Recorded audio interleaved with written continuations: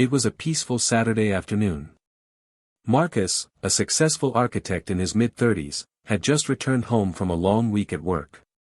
His newly renovated backyard, with a crystal-clear pool, lounge chairs, and a privacy fence, was his sanctuary. Wearing his favorite sunglasses and holding a cold lemonade, Marcus settled into the recliner by the water. The Bluetooth speakers played soft jazz, and the world finally seemed quiet. But that peace shattered with a sudden buzz at his front gate. He stood up, confused. No deliveries were expected. As he walked to the gate monitor, he saw two uniformed officers standing outside. "Can I help you?" Marcus asked through the intercom. "We got a call about suspicious activity at this property," one of them responded. Marcus blinked. "This is my house." "Mind stepping outside and showing some ID?" the officer replied, tone already too firm. Marcus hesitated. He had dealt with misunderstandings before, but something about their stance told him this wouldn't be a simple conversation.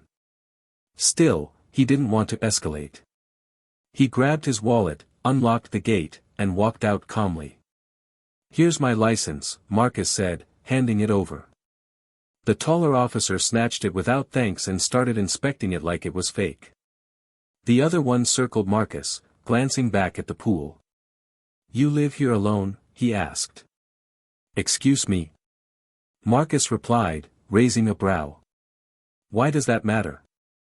Neither answered. Instead, the taller one spoke again.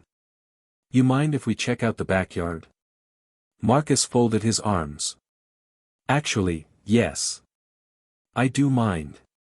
Unless you have a warrant, this conversation's over." Both officers stiffened. They weren't used to being told no, and they had no idea who Marcus really was. The officer holding Marcus's ID narrowed his eyes. "You seem a bit defensive."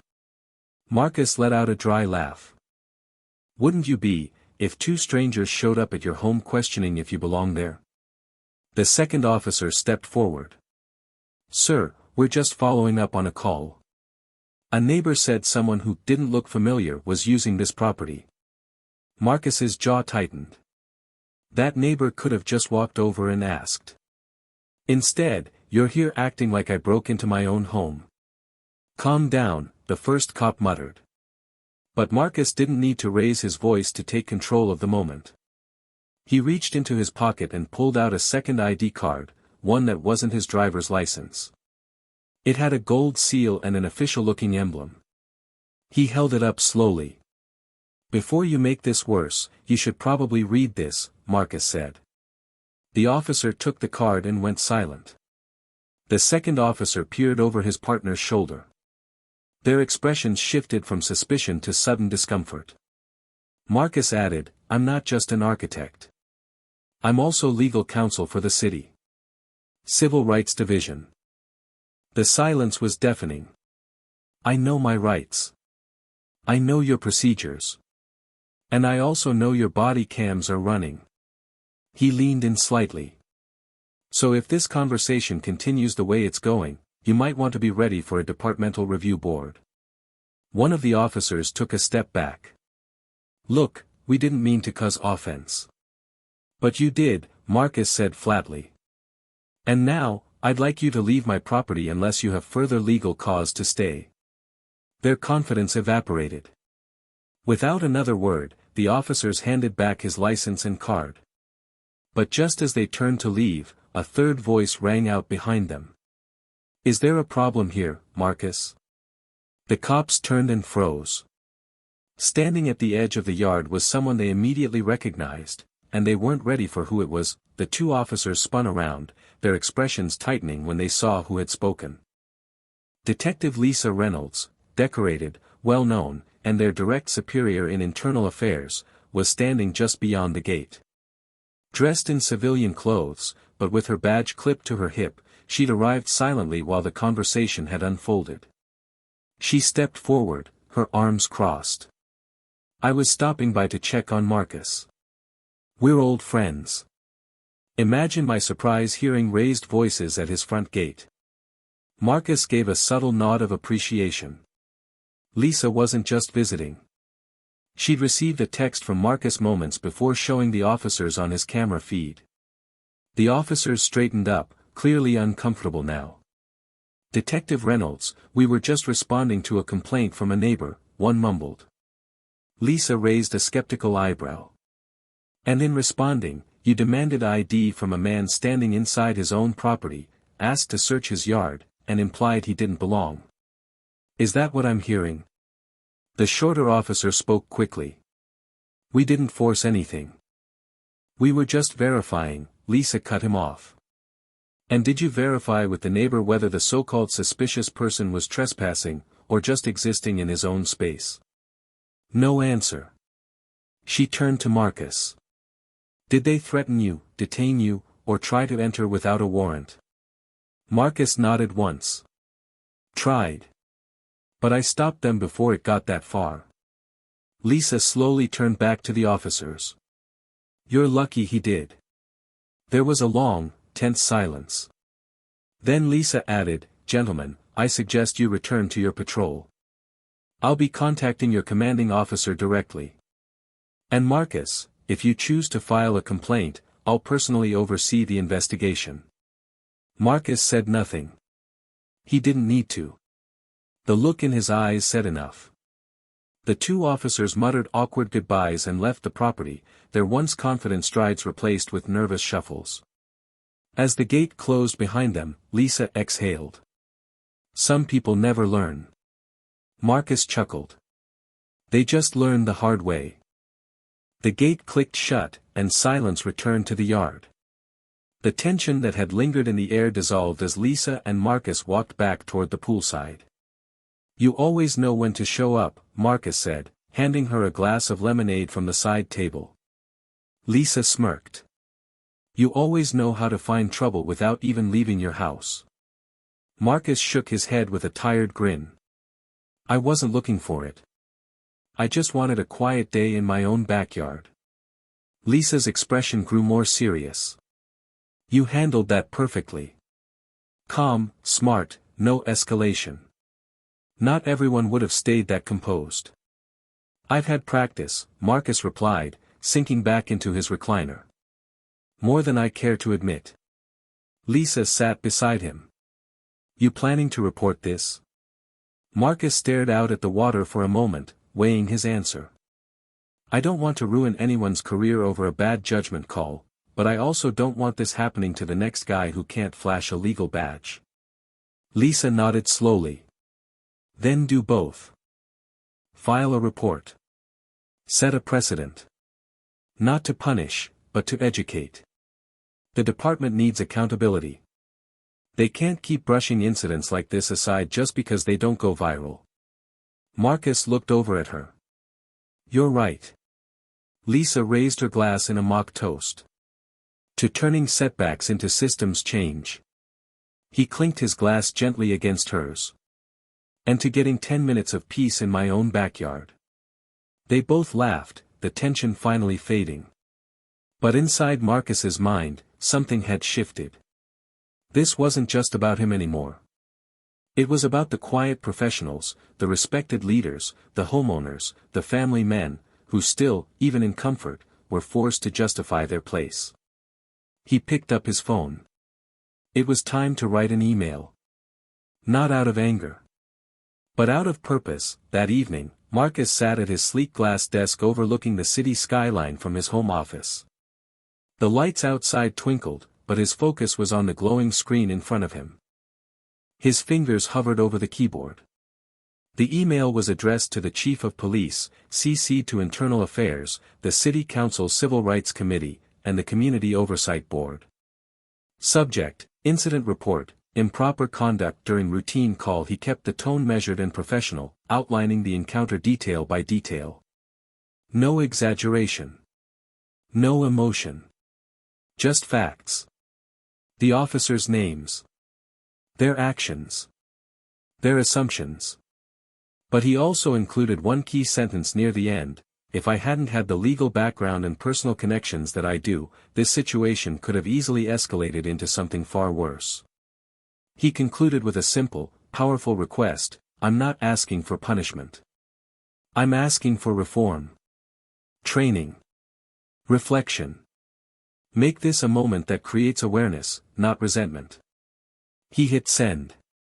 Done. Not out of revenge. But because the next Marcus might not have a badge. Might not know his rights. Might not have someone like Lisa pulling up at the right moment. Just as he leaned back in his chair, his phone buzzed. A message from Lisa: "Chief just called me. Your email hit like a brick. He's calling a review meeting Monday." Marcus smiled slightly. That was fast. He stepped out onto his balcony, taking in the warm breeze. For the first time that day, he felt a real sense of peace. The pool shimmered below in the moonlight. Calm, still, undisturbed. Exactly how it should have been all along. A week later, Marcus sat quietly in the back of a modest conference room at City Hall. The meeting wasn't open to the public, but he'd been invited, personally. At the front of the room, the police chief stood at a podium, flanked by department officials, training officers, and city council members. Marcus recognized both of the officers from that afternoon. They were seated off to the side, stiff and visibly uneasy. The chief cleared his throat. Today's review isn't about blame, it's about growth.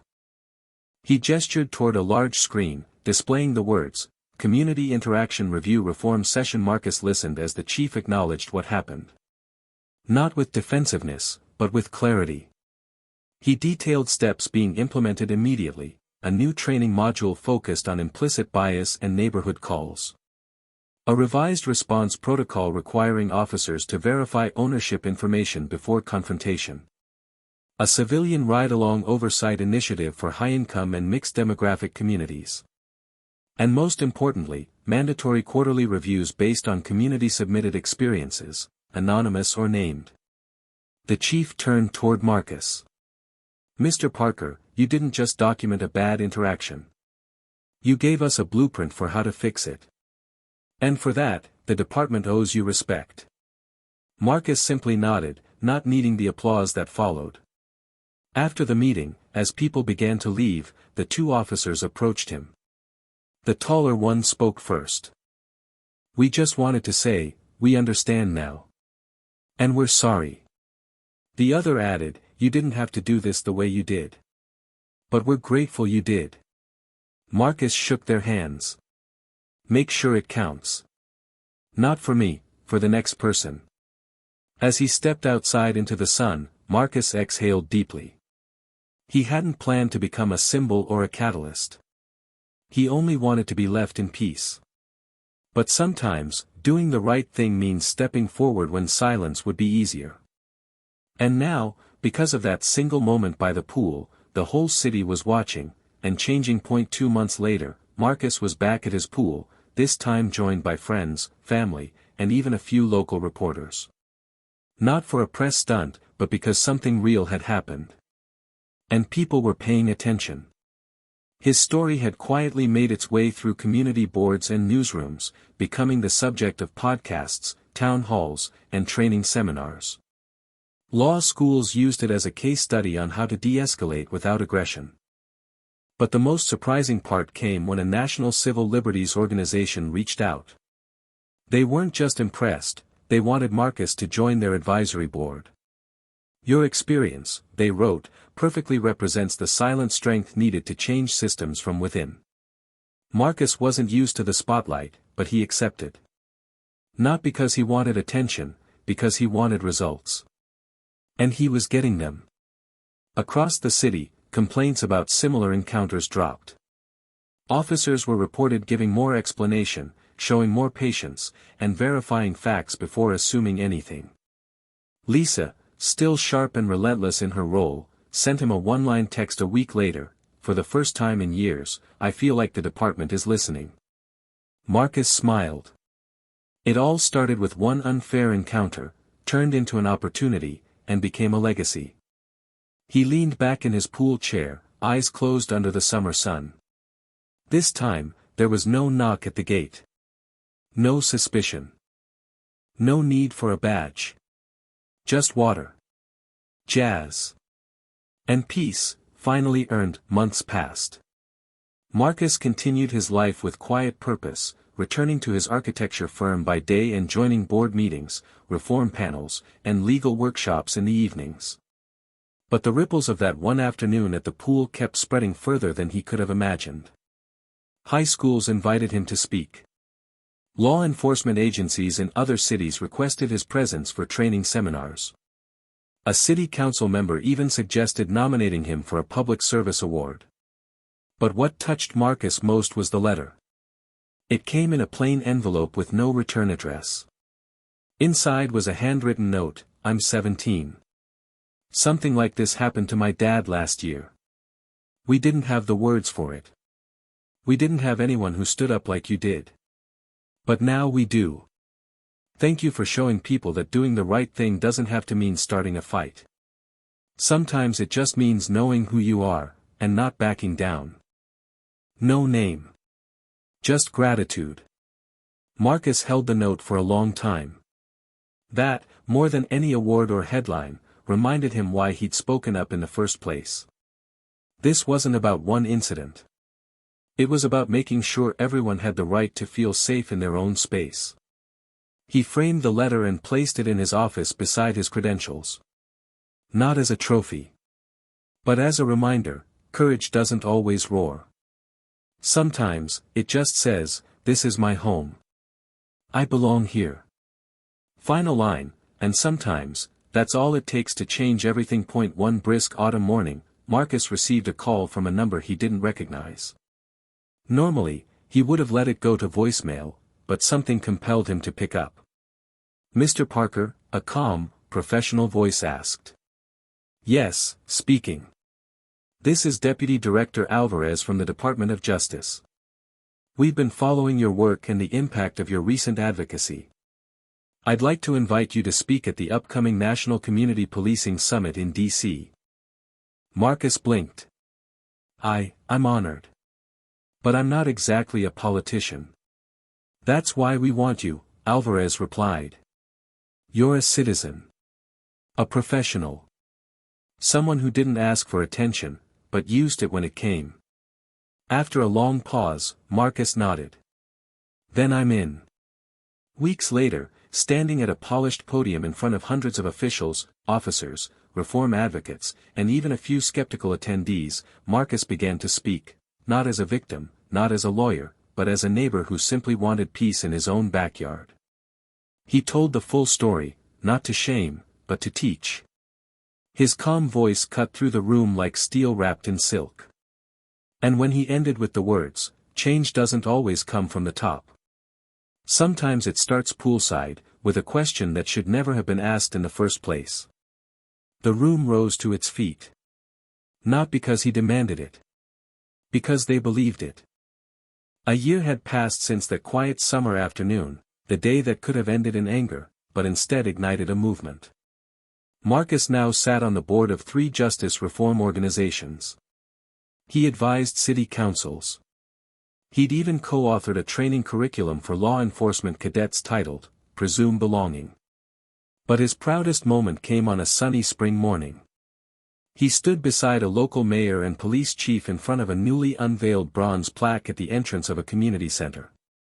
The engraved words read, "This facility stands for dignity, dialogue, and de-escalation." Inspired by the courage of Marcus Parker, who reminded us that every citizen deserves to feel safe at home. A group of local teenagers gathered nearby. One of them whispered to a friend, "That's the guy from the pool story." Marcus overheard and smiled. That story had become something bigger than him, an example shared in classrooms, in squad cars, in boardrooms.